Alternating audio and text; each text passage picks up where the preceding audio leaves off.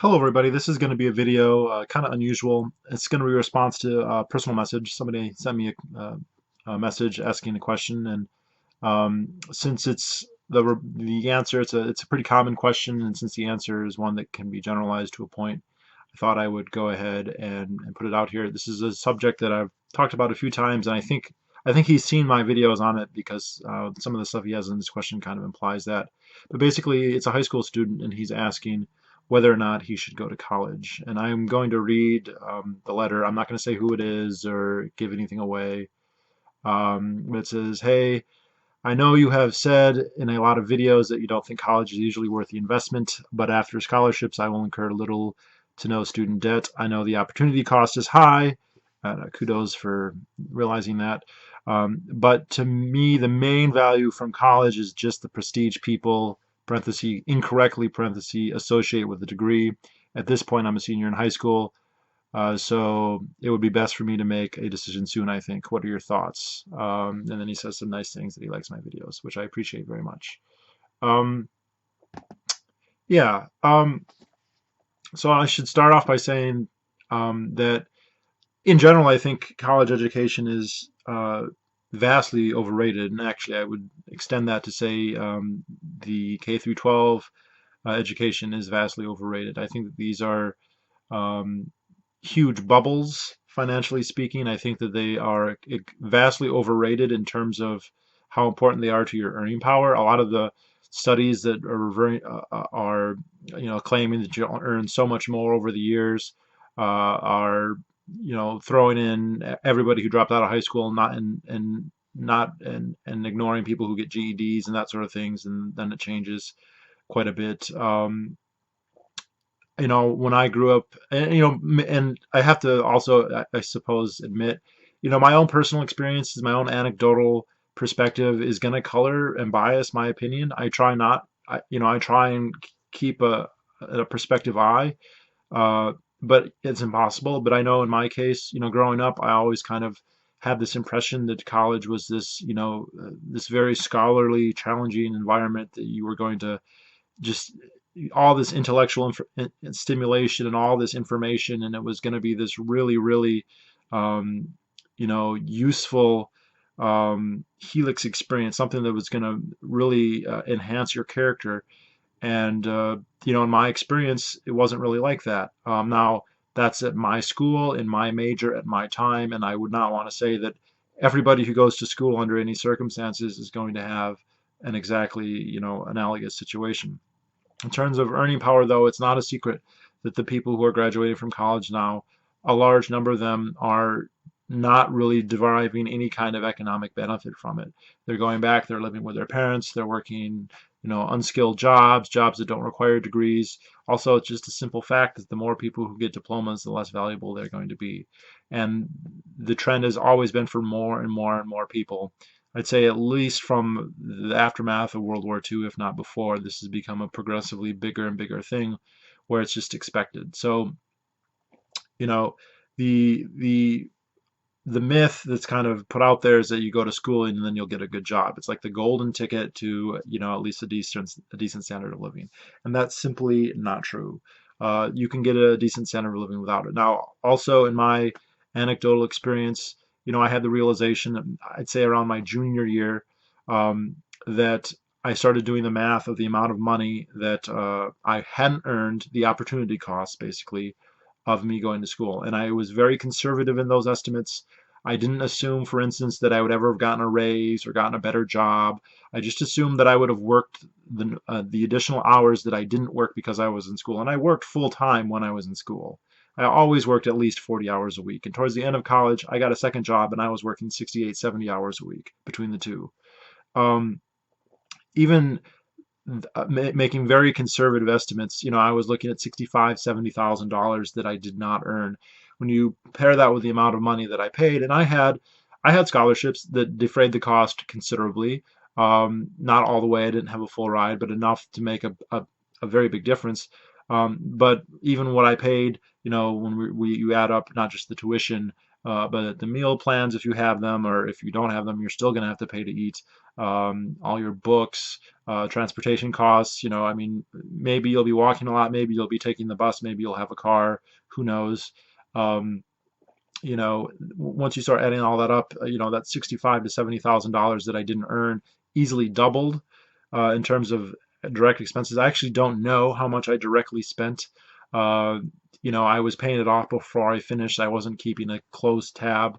Even though I was paying for it, I didn't have parents who were paying for any of it. Um, it was just I was writing checks, and it wasn't until later that I kind of got a final tabulation. Um, so my diploma would have cost upwards, when you count an opportunity cost, and that's a conservative estimate of my opportunity costs, um, in the six-figure range. Uh, and there is just no way that it was worth that for me. I affectionately refer to my diploma as my most expensive piece of paper. The other thing is, it will decline in value every year after you graduate. Um, I've read that it's something like 50% of its value, of its current value, will disappear every year. So like that first year, it's if you don't have any work experience, well, yes, it's the only thing people have to go on that matters some. Once you have work experience, that's what matters. Um, Now, he talks about, but again, this is in my experience, and you can't be generalized too much. There are exceptions. For instance, if the cost of going to school is going to be defrayed enormously, if you have full ride scholarships or you have family that are going to pay for everything, why not? Okay, like, well, the opportunity cost would be the only thing that you're really missing out on. And I had several cousins who had parents and scholarships who paid for everything, and you know that I don't think, I'm not a socialist. I don't think it's wrong to be having your parents subsidize you and pay for your things, um, or a scholarship. And I mean, let's just not even get into this topic of who's paying the scholarship or whatever. Let's just assume that the scholarship is real philanthropic money that you're receiving. Um, sure, why not? Um, there's opportunity costs. It is delaying your entry into the work. And like in my example, I entered the oil industry. I could have entered the oil industry right after high school. Would have been perfectly legal. Lots of people who do my job actually do it at that point. So that would have been in 2002.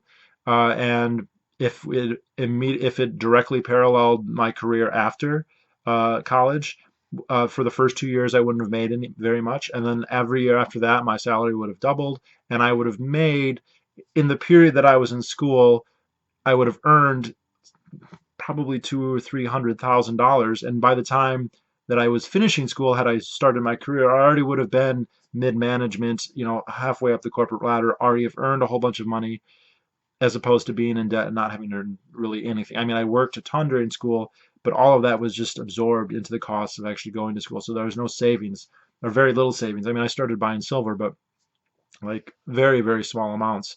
Even today, I think that the total amount of silver that I bought through all of college was amounted to less than 50 ounces, would be my guess. And those would be all of my savings from that. There are no other savings that I can attest to. There's no vehicle, no home loan, no stocks, no anything that I can point to, other than a few silver coins. So you know you're still going to have that cost, but if there's not any upfront costs, or the upfront costs are very low, and I'd caution people. Uh, Most people, I think, tend to underestimate the cost. They think, oh, if my tuition's free, school's going to be free. No, I mean, you still have room and board. If you have a scholarship that completely covers that, great. You're still going to probably want money, though, for other things. You're probably not going to get a scholarship that allows you to have the spending cash that you want for whatever it is that you need. Well, I mean, there's, I don't know, even the athletes who are the most sought after are not going to get official scholarships that are going to cover everything that they're going to basically need, in the sense that they are going to be willing to spend money on. And those are probably the most generous scholarships you're going to get. And again, it doesn't address opportunity costs. But you know, that's something that you have to weigh on an individual basis. Um, the other thing is, uh, he talks about prestige. Um, I'd be very careful about that. Prestige is a big part of higher education, but there's a couple universities that have prestige to them. The Ivy League schools, Harvard and Yale and Dartmouth, and MIT and maybe Berkeley and Stanford or Stanford. Schools like that.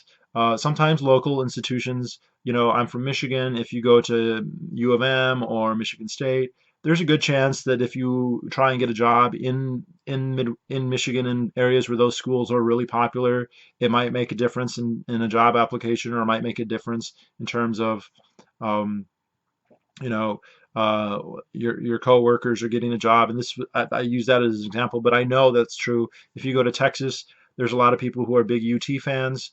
If you went to UT and your hiring bosses went to UT, it could help you. Same thing if you go to Texas A&M or LSU, or I mean, I wouldn't even begin to say how many schools this would possibly fall. Now, obviously, the prestige you get out of going to U of M or MSU compared to going to Harvard is considerably less. I do think that what those schools are essentially offering, though, is status. Having now met a lot of guys, gone on dates with, met guys, talked with guys who go to Harvard, I haven't met anyone from Yale because it's a little too far, but Harvard and Dartmouth are the two that I've met a lot from. Not a lot, but enough that it's clearly two things: prestige and networking with other rich, powerful people. You're going to have friends in your dorm, in the place that you live, who are going to be powerful politicians, powerful industrialists, rich money, old money, new money, and also like talented people. Like, I don't want to say that these places are just places, where the only reason people are there are because of their financial status or their socioeconomic background. That's not entirely true. That's a big element. It's not the only thing. There are people there who are actually, have lots of merit, and that's good too, to be able to be around people who have lots of merit and to know them and have them be your friends. So that's something to consider. I think if you're just going to like a regular school, a regular state school, or any one of the number, I mean, there's private colleges all over the place, Catholic schools or whatever, unless it's Notre Dame, or some of these other ones, it's not going to give you that much of a prestige. I think when he says prestige, what most people are talking about is, are you going to have that awkward moment when you're with family or when you're with friends, and it comes up in conversation of whether you went to school or not, and you feel ashamed, or you feel stupid, or you feel like you're unaccomplished because you don't have a diploma. I think that's the main thing most people are going to be dealing with, because most people are not going to go to Harvard or Yale or Dartmouth. Um, and that's, I think it's very easy to overestimate how valuable that is. No one likes that feeling of feeling inadequate or whatever, because you haven't graduated, or you dropped out, or whatever. And if that's something that you're really afraid of, you shouldn't completely ignore that, but be aware of how much you're paying to avoid that. Because there's plenty of people who can confidently answer that, yes, I have a degree, and they are like 80,000, 100,000 in debt, and they're working at the Gap.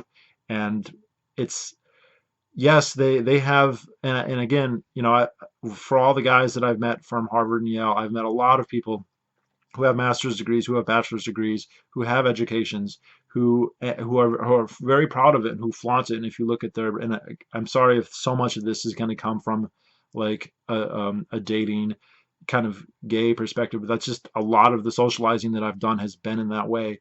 Are people who they flaunt, oh, I went to school, I have this. It doesn't even matter if they went to Ivy League. They could, it could have been any school, UMass Lowell, or Southern New Hampshire, or University of New Hampshire, or wherever else, community college, Central College, West College, wherever you are, Penn State, you name it. Like, they kind of flaunt, hey, I went to this school, look at me, look at me.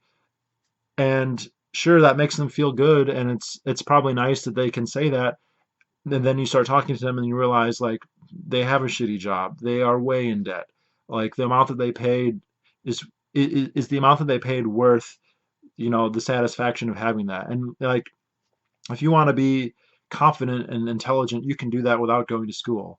I've been so, like, I've gotten pissed off at people because I've talked to people and they'll be like, "Oh yeah, you're so smart. Obviously you went to school." I'm like, "No, you motherfucker. Like, I didn't learn shit in school. I mean, I went there for years, and like, I can't say I learned nothing, but I learned less than I would have learned if I had just been able to study on my own.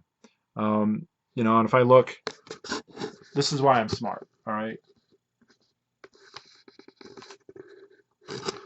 because I own and read books all the time. And you want to say, well, that's because you went to college. No, it's not. If it's anything, it's genetic, and if it's not genetic, it's nurture, and if it's nurture, it's mostly going to be from my family and my culture, and to an extent, you get to higher education is part of your culture. Yeah, yeah, some minuscule little variant, but like you can become an articulate, intelligent conversationalist who knows what he's talking about, who's proficient, who's capable, and people are not going to think less of you. They're actually probably going to assume that you are educated. And I've done that in my job repeatedly. I've been passed off as somebody who has a geology degree when I don't. I have a music degree, but I know enough about geology and I know enough about the oil industry and I'm professional enough that nobody even thinks to question that. And it's not like I go around lying about it. My boss though he's told me before, if anyone asks, you have a geology degree. And you know what? Did fine on all those jobs. Everything did great working relationships, made tons of money for them, made tons of money for me. Nobody asked a question. Nobody's like, are you really educated or not? So, um, in terms of prestige, I don't think you get that much prestige from schools. There's a couple. I mean, I've named the Ivy League. There might be locally prestigious schools, and that's not something to just ignore. Um, you know, um, but then again, they're not worth as much. So like, yeah, you can get that degree from your local state college that might mean something in that local state college. If you ever wanted to move, who's going to really care if I'm in New Hampshire, knowing, Michigan State, U of M, they don't mean a whole lot other than people are aware of them athletically, which actually, to be honest, is important, believe it or not. I mean, because the sports are what's so famous. If you go to a school that has nationally famous sports, it's actually an item of conversation that you can use to talk to people.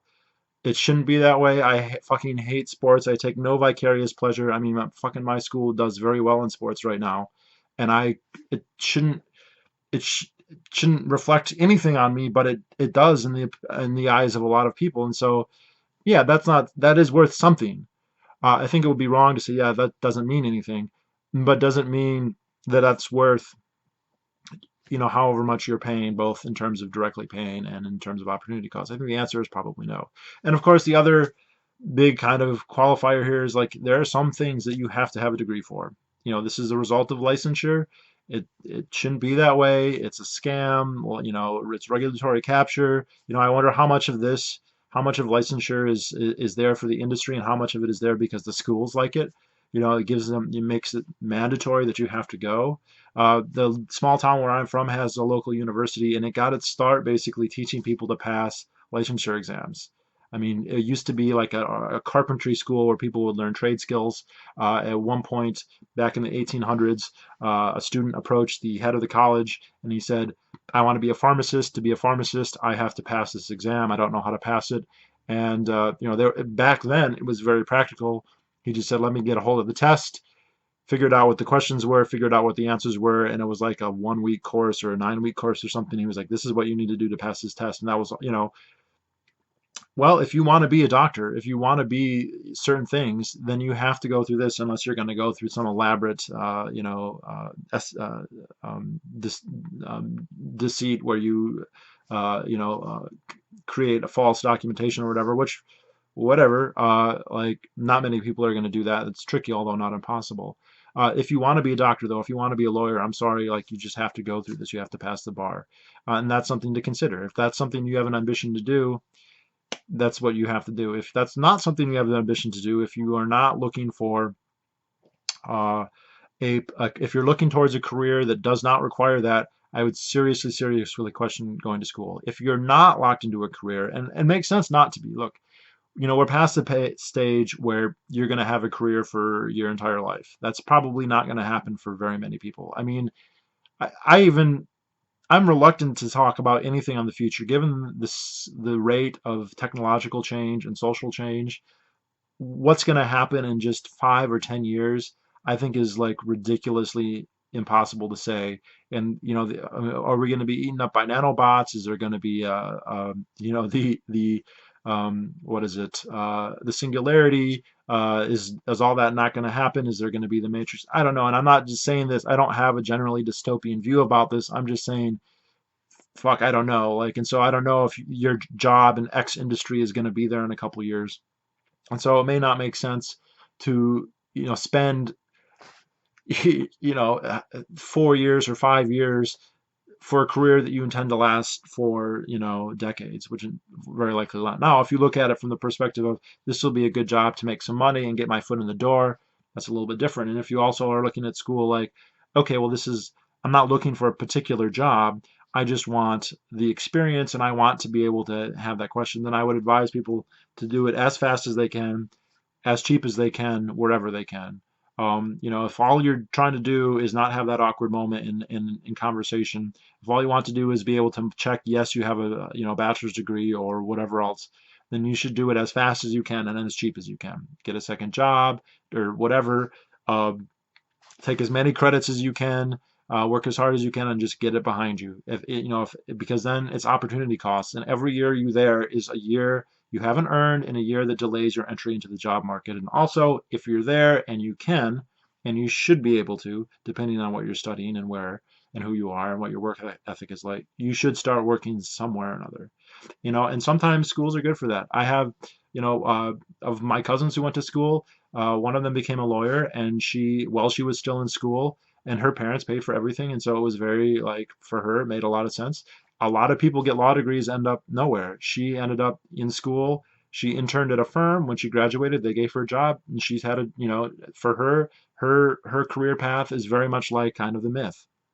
It went from school internship and then into an actual, decently paying career, although not like the fabulously wealthy lawyer that people kind of imagine, but, decent, she can make a good living doing it. Um, and there are programs for that in school. I do think you ultimately, and this is true whether you do or you don't go to school, you have to be an entrepreneur with your labor and with your time. If you just go to school and you're like, I'm going to sign up for my classes and I'm going to just do my classes and I'm not going to think about what comes after, and this is so common. So many kids, so many guys I've met, so many people that I've talked to are just they have this trepidation about what's going to happen after they graduate. I mean, it is very much like it extends your childhood, or it tries to. It doesn't necessarily, depending on the person, depending on how you approach it and how you use it. But for a lot of people, it extends childhood, and when they reach that point when they're no longer going to have you know, the school telling them what classes they need to take and the professors to guide them, they don't know what they're going to do, and they have a lot of trepidation about what's going to happen after. And if all your focus is purely on the academic element of the school, then that's not preparing you for the job market at all. At least very unlikely. Maybe somewhere there's a trade school or somewhere where this is less true. But a lot of those kids, a lot of those people, I mean, you shouldn't even call them kids, someone who's in their early or even mid 20s, but they're finishing school and it's like they're just leaving the home for the first time and they have no job skills and no work experience or anything. However, other people, while they're in school, they look around like, where are the job fairs? Where's the networking? Where are the people who can get me a job or who I can work with, who I can develop a rapport with, you know, uh, who you can develop actual like skills. And I mean like people skills, being able to work a good work ethic, which you can kind of develop in school depending on the classes you can take. Most people tend to go and they like to party and like to have a good time. The universities tend to be designed to basically playgrounds for young adults. They've got all the gyms, they've got all the sporting events, they've got the clubs, and they've got all the young adults and all, with same sex, opposite sex, whatever you want. A lot of people tend to see it as a party. And I have relatives who treated it like that, who it was like a giant vacation, and they'll do study abroad and they'll go to Italy or Spain or Ireland or wherever and just have a grand old time for a semester or 2 semesters or whatever. And then they come back and they end up, with the same job that they would have had otherwise. But I've known people who, they were really looking for the connections. They were really cultivating that time. And so by the time that they finished, they already had their job lined up. In fact, a lot of times they've already started working in it. And to the extent that the education helped them do that, great. So, you know, again, you can't generalize too much.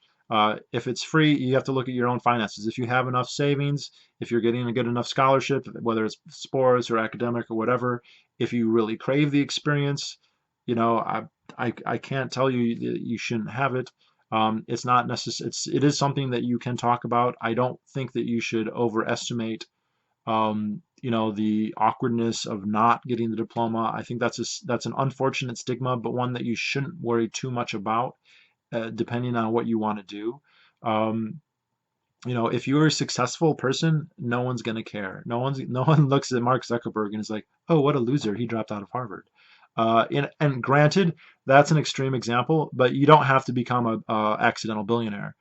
If you are just doing well, if you have an income, if you own, and I've met people who they bought their first house when they were 20. Who own several houses now and who manage properties, and they never went to school. And nobody can gainsay them and be like, oh, like, compare that, a person like that who just worked through high school, worked right after high school. Within 2 years after high school, they're buying a house that they eventually own, that they're then renting out and doing more and more. Going from career to career to career. And by the time they're 28, they own 4 or 5 houses. You compare someone like that to somebody who is 25 and has no house and no money and no income, but they have a diploma. Who's more successful there?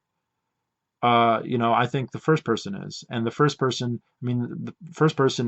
I mean, again, I'm drawing directly on anecdotal experience. I remember this guy, he picked me up in a fucking Hummer, a Humvee, you know, definitely was compensating for something, but still, like, I compare him very favorably to somebody who was older, more educated, but broke, not unemployed, but underemployed, doing nothing, working at the Gap or what. And again, I'm not disparaging that necessarily.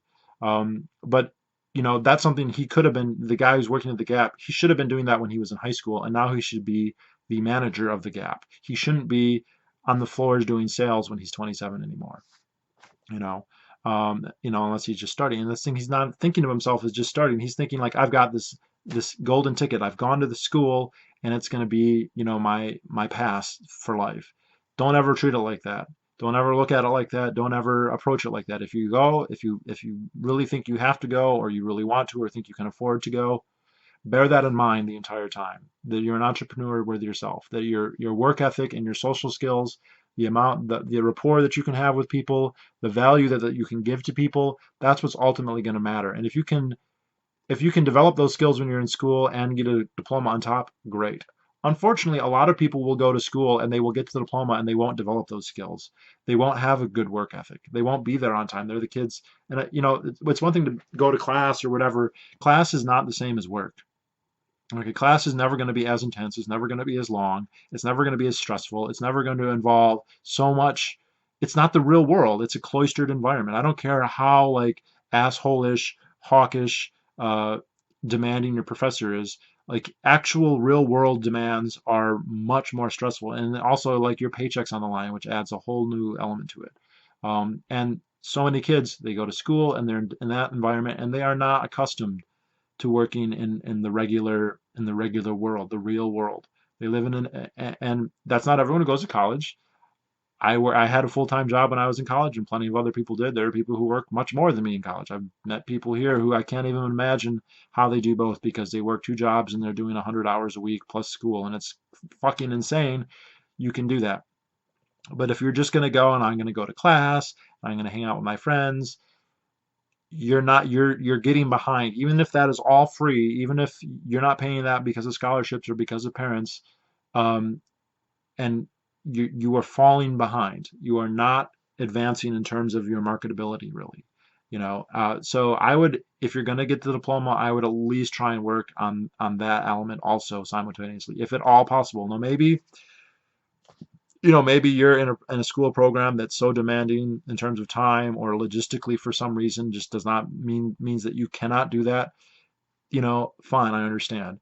Um, and not that you have to do it to prove it to me, but like, it can be understandable. But just no, it's for a lot of people, it's a period of treading water. It's a period of going and and not really advancing any marketable skills, not developing any marketable skills, and spending a lot of time and a lot of money and losing a lot of money that they're not earning. So be very cognizant of that.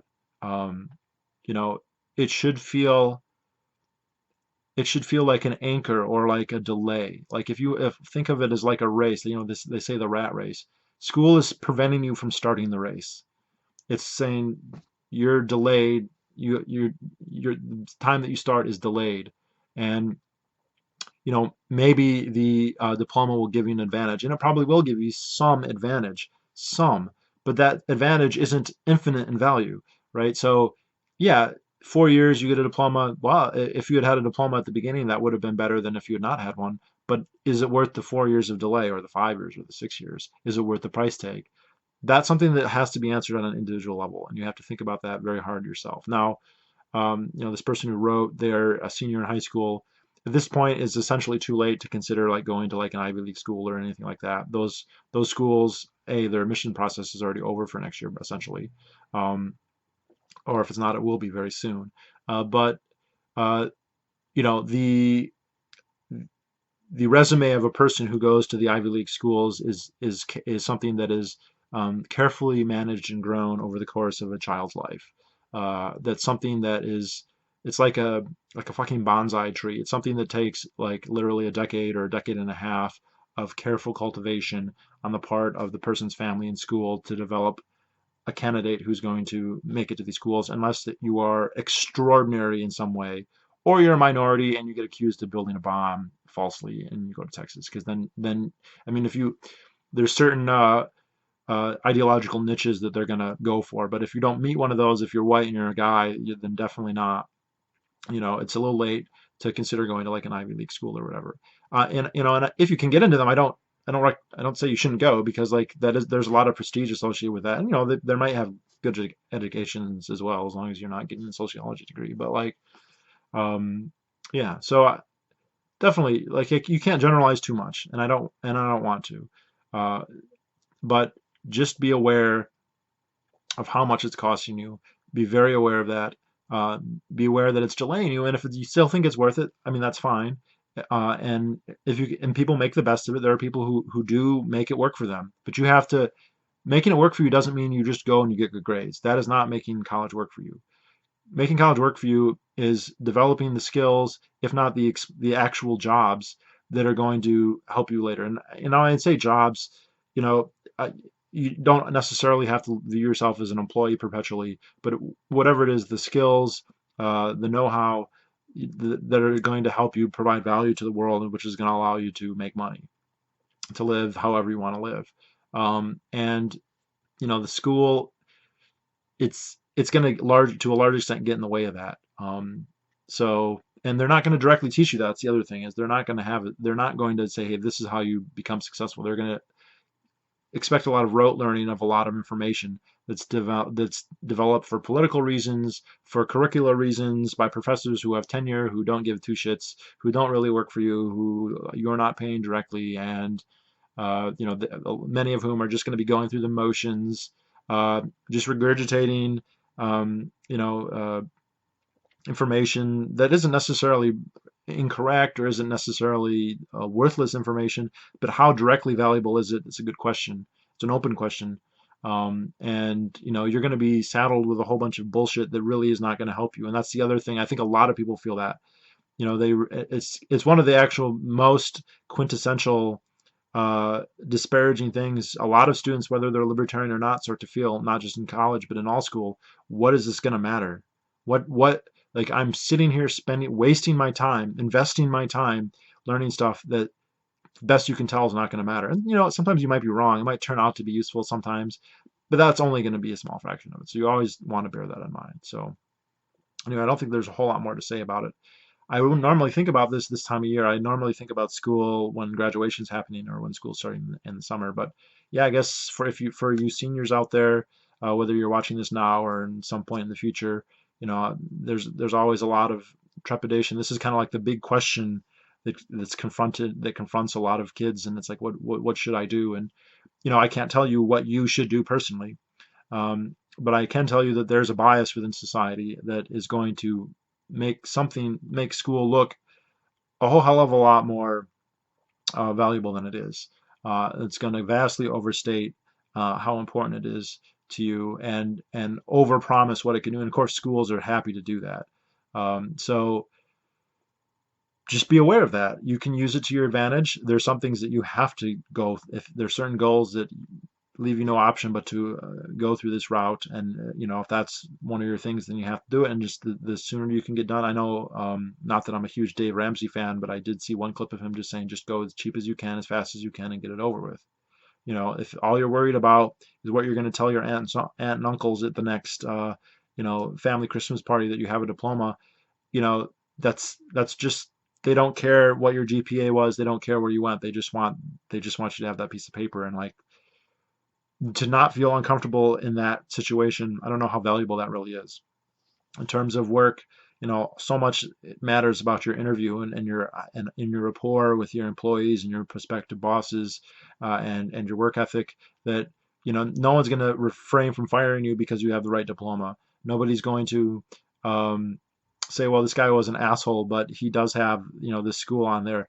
That's it, it can help you, but it's not going to be something that's going to keep you in the job market or keep you doing well. Um, so yeah. Anyway, thanks a lot for the question. I do appreciate it, and I'll talk to you all another time.